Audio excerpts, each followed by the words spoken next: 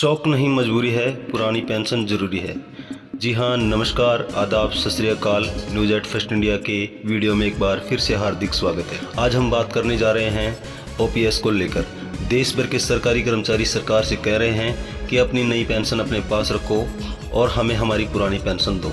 जी हाँ, दिल्ली के माननीय मुख्यमंत्री श्री अरविंद केजरीवाल के ओपीएस को लेकर क्या विचार है, वीडियो के अंत में जाने उन्होंने क्या कहा। जी हाँ, उससे पहले यदि चैनल पर नए हैं तो प्लीज़ चैनल को सब्सक्राइब करना और वीडियो अगर पसंद आए तो लाइक करना ना भूलें, क्योंकि आपसे जुड़ी हुई तमाम महत्वपूर्ण खबरें, आदेश और वीडियोज़ हम लाते रहे। कर्मचारियों ने अब केंद्र सरकार को सीधी चेतावनी भी दी है कि पुरानी पेंशन नहीं तो वोट नहीं। 2004 से देश के तमाम सरकारी कर्मचारियों की पुरानी पेंशन को खत्म कर दिया गया है। अब पेंशन केंद्र सरकार की नई पेंशन स्कीम के तहत मिलती है, जिसमें कुछ पैसा कर्मचारियों का कटता है और कुछ नियोक्ता देता है। लेकिन इस पेंशन स्कीम से सरकारी कर्मचारी खुश नहीं हैं और वे पुरानी पेंशन की बहाली की मांग कर रहे हैं। ऐसे ही हजारों कर्मचारियों का कहना है कि अगर सरकार हम बना सकते हैं तो गिरा भी सकते हैं। 60 लाख कर्मचारी अब एकजुट हो चुके हैं और दिल्ली, महाराष्ट्र, मध्य प्रदेश, देश के अनेकों राज्यों में उन्होंने विरोध प्रदर्शन शुरू कर दिया है।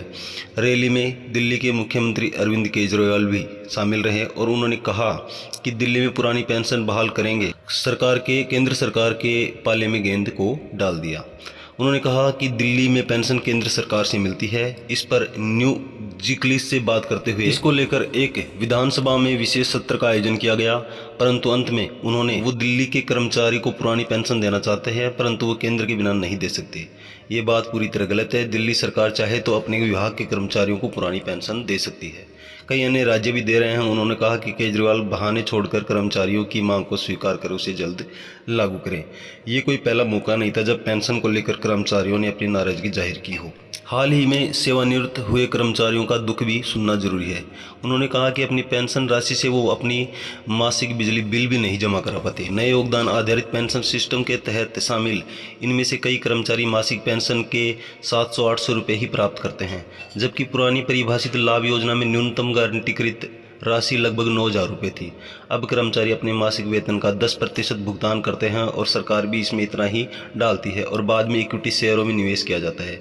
सेवानिवृत्ति पेंशन उन संचित निवेश के रिटर्न पर निर्भर करती है।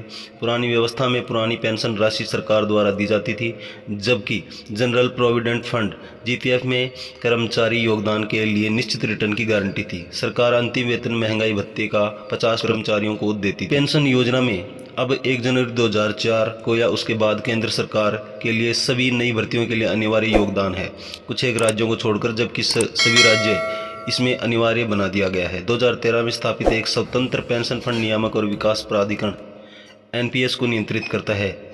यह अमेरिकी डॉलर पर आधारित है, जिसे आम भाषा में निजी पेंशन या पेंशन का निजीकरण कह सकते हैं।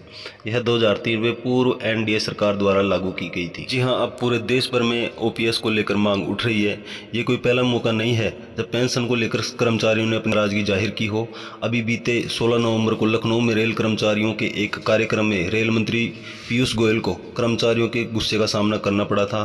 अन्य मुद्दों के अलावा कर्मचारी नई पेंशन योजना को लेकर बहुत ही नाराज थे और पुराने सिस्टम की बहाली की मांग कर रहे थे। पुरानी पेंशन योजना की बहाली की मांग को लेकर पूरे देश में विरोध और प्रदर्शन कर रहे कर्मचारियों का कहना है कि यदि उनकी मांगें मानी नहीं गई तो वे हड़ताल और आंदोलन जारी रखेंगे। ऐसे में केंद्र पर दबाव बना और उन्होंने एनपीएस की समीक्षा करने के लिए एक समिति का गठन किया है।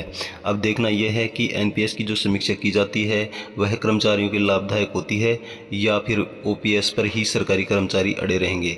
जी हाँ, यदि आप भी ओपीएस समर्थक हैं तो प्लीज़ कमेंट बॉक्स में ओपीएस लिखना और अपने दोस्तों और रिश्तेदारों के साथ वीडियो को शेयर और लाइक करना ना भूलें। धन्यवाद। जय हिंद, जय भारत।